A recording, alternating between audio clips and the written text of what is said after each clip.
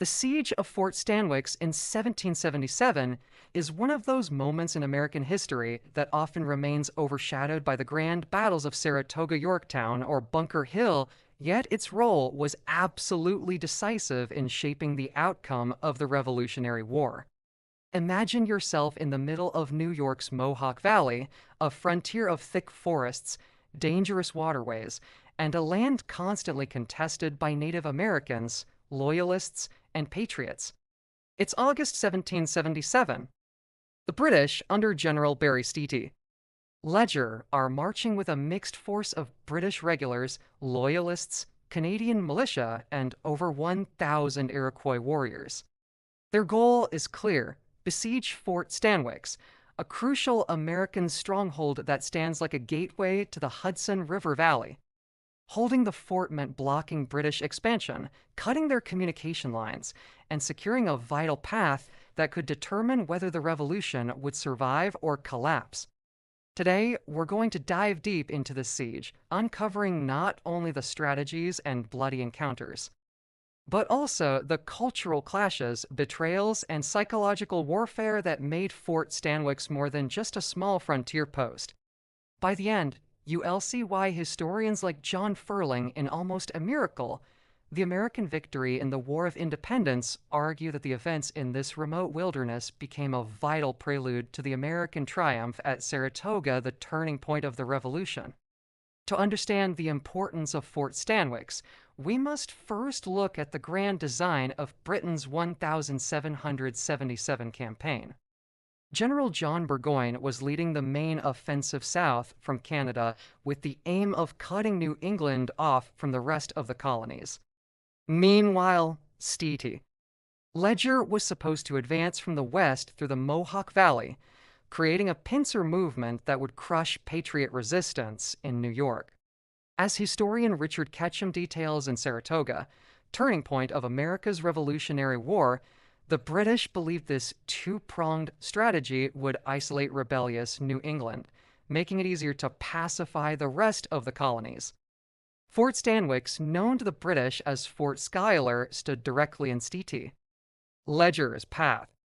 If it fell, Loyalists and Native American allies would pour into the valley, spreading terror and drawing Patriot militias away from Burgoyne's front.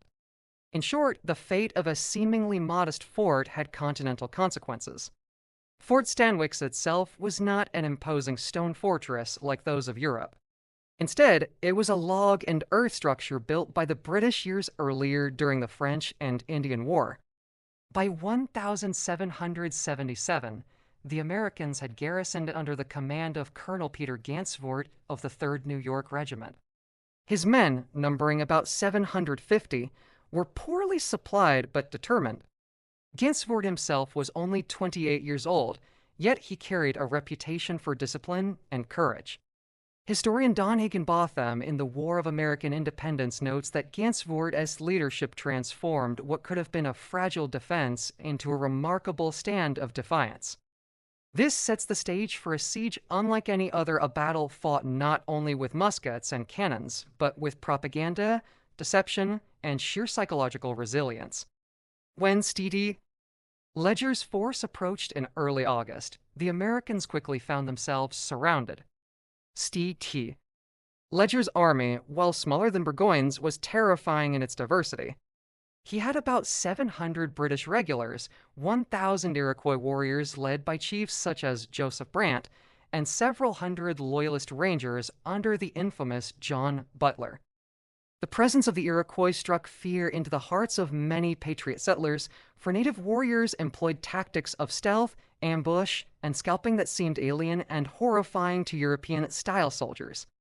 Historian Barbara Graymont in the Iroquois in the American Revolution emphasizes that this was not merely a war for independence, it was also a brutal civil war within the Six Nations, dividing villages and families between alliances with Britain or neutrality. Fort Stanwix became the crucible where these tensions exploded. Inside the fort, Gansevoort and his men knew they were in for a long fight. Supplies were scarce, morale was under pressure, and the looming presence of the Iroquois outside the walls was designed to sap their courage. Yet the Americans employed ingenious tactics to resist. They built up their earthworks, repaired their defenses under constant fire, and even launched daring sorties to harass the besiegers. One of the most famous episodes came when Colonel Marinus Willett led a sortie on August 6th, raiding the British and Iroquois camp and seizing supplies, flags, and critical documents. Willett's action not only bolstered morale, but also demonstrated that the Americans inside the fort were not passive victims, they were active players in the struggle. Meanwhile, relief was on the way. General Nicholas Herkimer, a commander of the Tryon County Militia, mobilized nearly 800 men to march toward the fort.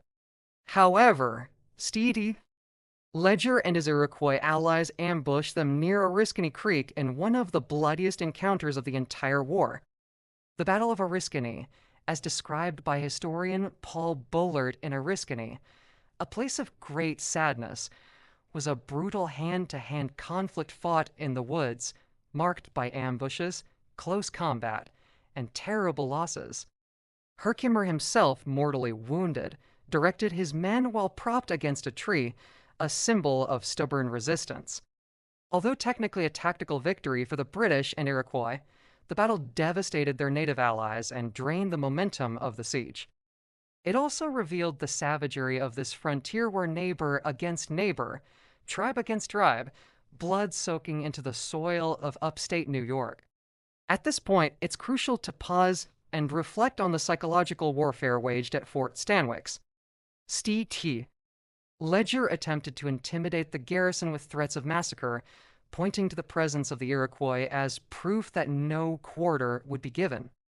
He even sent emissaries offering protection if the fort surrendered, claiming that resistance was futile. But Gansevoort refused. In fact, Willett returned Ledger's ultimatum with disdain, declaring that Americans would fight to the last rather than submit.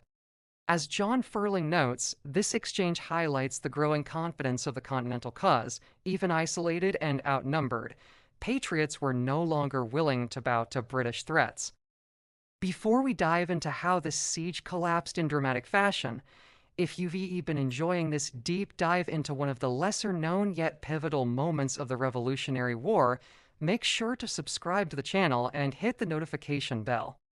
Here we bring you the stories behind the battles, the strategies, and the people who shaped history in ways textbooks often overlook.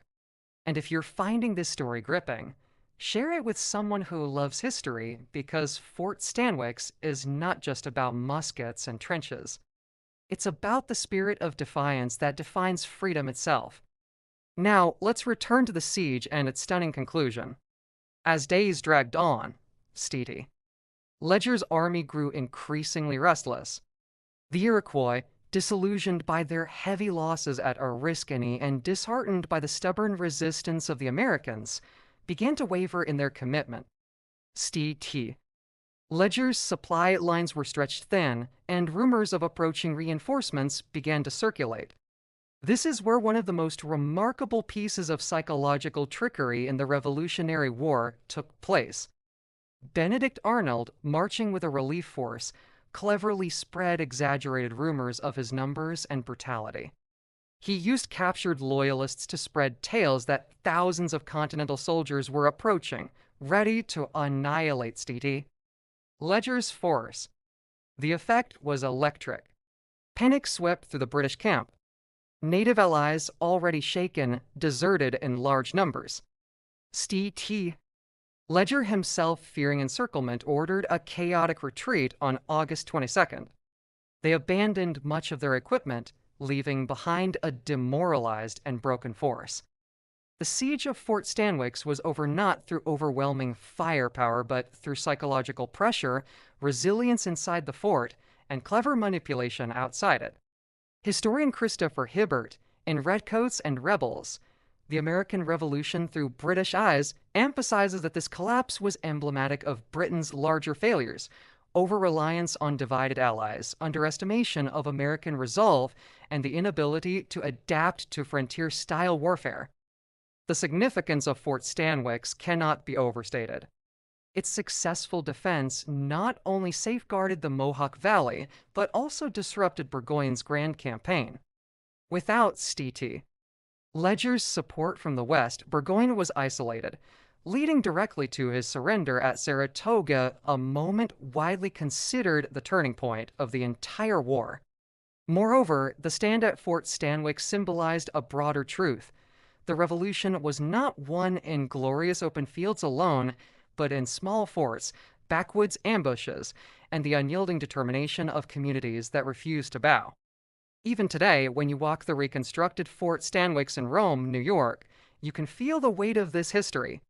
The logs, the earthworks, the flags all serve as a reminder that America's independence was carved out not by inevitability, but by countless acts of defiance against overwhelming odds. As historian David Hackett Fisher reminds us in Washington's Crossing, the Revolution was a series of improbable victories achieved by ordinary men and women who believed in an extraordinary cause. Fort Stanwix is a shining example of that truth. In conclusion, the Siege of Fort Stanwix in 1777 was more than a frontier skirmish, it was a battle of wills that altered the trajectory of the Revolutionary War. Through courage, cunning, and resilience, the garrison held firm against threats of annihilation. The bloody clash at Oriskany, the defiance of Gansevoort and Willett, and the cunning of Benedict Arnold combined to create a turning point whose echoes reached all the way to Saratoga and, ultimately, Yorktown. It is a story that deserves to be remembered, not just as a military episode, but as a testament to the power of resolve in the face of despair.